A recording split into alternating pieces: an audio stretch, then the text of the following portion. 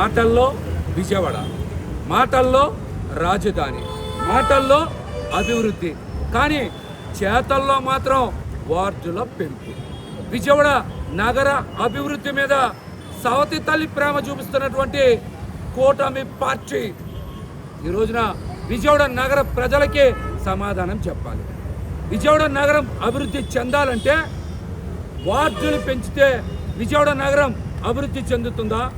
విజయవాడ నగర హద్దులు పెంచితే విజయవాడ నగరం అభివృద్ధి చెందుతుందో సమాధానం చెప్పాలి. 64 వార్డుల్ని 86 వార్డుల కింద పెంచితే విజయవాడ నగర ప్రజలకి ఏం ఉపయోగమో కూడా కూటమి ప్రజాప్రతినిధులు సమాధానం చెప్పాలి. వార్డులు పెంచితే విజయవాడ నగరం అభివృద్ధి చెందుతుందా చెందదా? వార్డులు పెంచితే విజయవాడ నగరానికి ఏమైనా ప్రయోజనం ఉందా లేదా? లేకపోతే గ్రేటర్ విజయవాడ చేస్తే విజయవాడ నగరానికి ప్రయోజనమా? కూటమి ప్రజాప్రతినిధులు అధికారులు సమాధానం చెప్పాల్సిన బాధ్యత ఈ రోజున వాళ్ళ మీద ఉంది.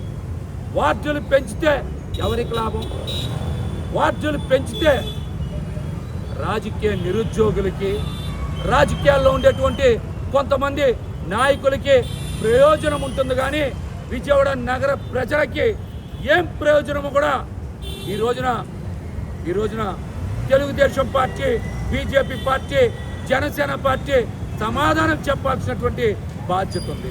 వార్డులు పెంచితే అభివృద్ధి వికేంద్రీకరణ జరుగుతుందా, అవినీతి వికేంద్రీకరణ జరుగుతుందో కూడా ఈ రోజున కూటమి ప్రజాప్రతినిధులు సమాధానం చెప్పాల్సినటువంటి బాధ్యత ఉంది.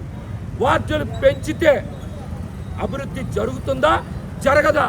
దీని మీద ఖచ్చితంగా స్థానిక ఎంపీ కేశినేని చిన్ని గారు, అదేవిధంగా ఎమ్మెల్యేలు కూడా సమాధానం చెప్పాలి. ఎమ్మెల్యేలు కూడా సమాధానం చెప్పాలి. వార్డులు పెంచితే ఏమైనా ఉద్యోగాలు వస్తాయా? వార్డులు పెంచితే ఏమైనా పెట్టుబడులు వస్తాయా?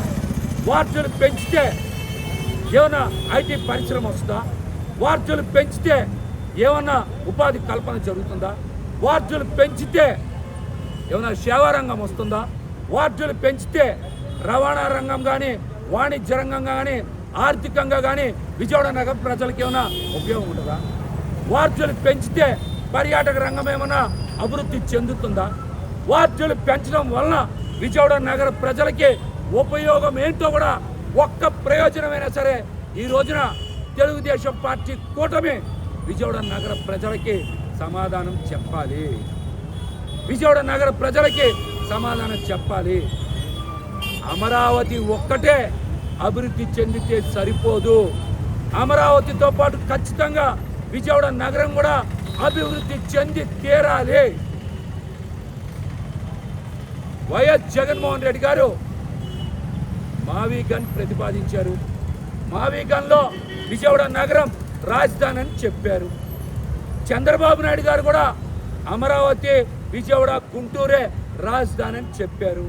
మరి ఆవీగన్లో కూడా విజయవాడ నగరం రాజధానిలో భాగమైంది.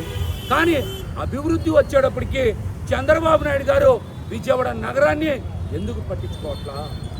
గ్రేటర్ విజయవాడ ఎందుకు ప్రకటించట్లా? విజయవాడ నగర అభివృద్ధిని ఎందుకు చేయట్లా?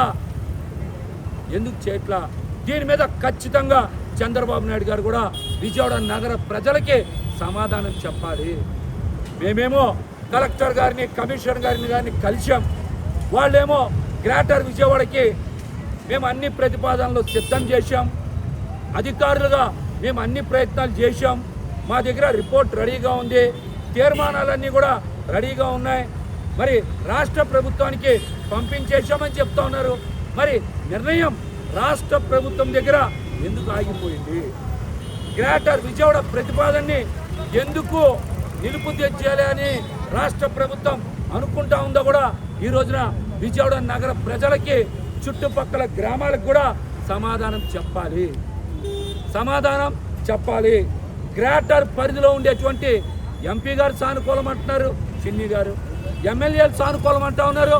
ఇంకా రాష్ట్ర ప్రభుత్వానికి వచ్చినటువంటి ఇబ్బంది ఏంటో కూడా ఈ రోజున నగర ప్రజలకి సమాధానం చెప్పాలి.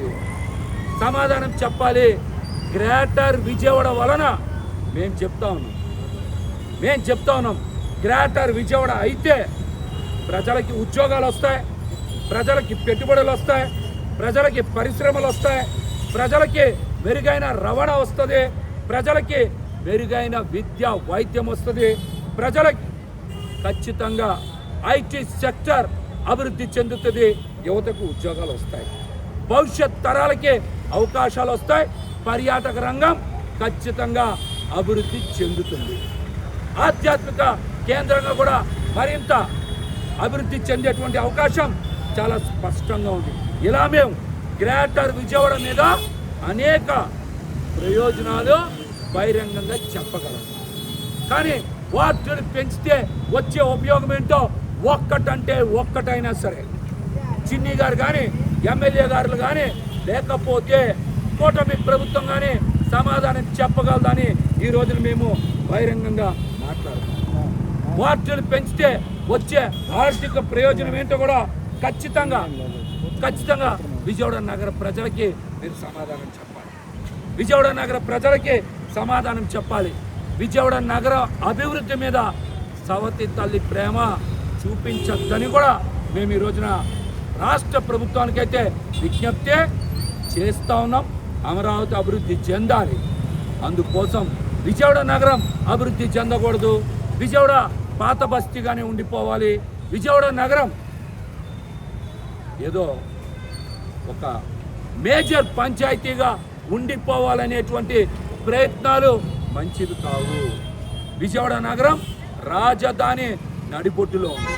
విజయవాడ నగరం అభివృద్ధి చెందితేనే రాష్ట్రం అభివృద్ధి చెందుతుంది. విజయవాడ నగరం అభివృద్ధి చెందితేనే రాష్ట్ర ఆర్థిక పరిస్థితి కూడా బాగుంటుంది. అందుకని ఖచ్చితంగా విజయవాడ నగరాన్ని గ్రేటర్ చేసి తీరాలి, గ్రేటర్గా ప్రకటించాలి. ఇప్పుడు చెయ్యకపోతే స్థానిక సంస్థల ఎన్నికలు పెడితే ఖచ్చితంగా గ్రేటర్ అయ్యే అవకాశం ఉండదు, విజయవాడ నగరం అభివృద్ధి అయ్యేటువంటి అవకాశం ఉండదు. మరలా ఈ ప్రతిపాదన మూలన పడిపోతుంది, విజయవాడ నగర అభివృద్ధి ఆగిపోతుంది. కాబట్టి ఈ అంశం మీద ప్రజలందరూ కూడా ఆలోచన చేయాలి. ఖచ్చితంగా మా ప్రయత్నానికే మద్దతు ఇవ్వాలి. ఖచ్చితంగా వచ్చే వారం గ్రేటర్ చెయ్యాలని శాంతియుత నిరసన ప్రదర్శన ఖచ్చితంగా చేస్తాం. ప్రజలను కలుపుకొని ఆ తేదీ వివరాలు కూడా సోమవారం ప్రకటిస్తానని కూడా తెలియజేస్తున్నా. గ్రేటర్కి కనుక అడ్డుపడే ప్రతి ఒక్కరూ కూడా గ్రేటర్ చెయ్యకూడదని విజయవాడ నగర అభివృద్ధికి అడ్డుపడే ప్రతి ఒక్కరిని విజయవాడ నగరం చుట్టుపక్కల గ్రామాలు ఖచ్చితంగా గుర్తుపెట్టుకుంటాయని కూడా హెచ్చరిస్తాను.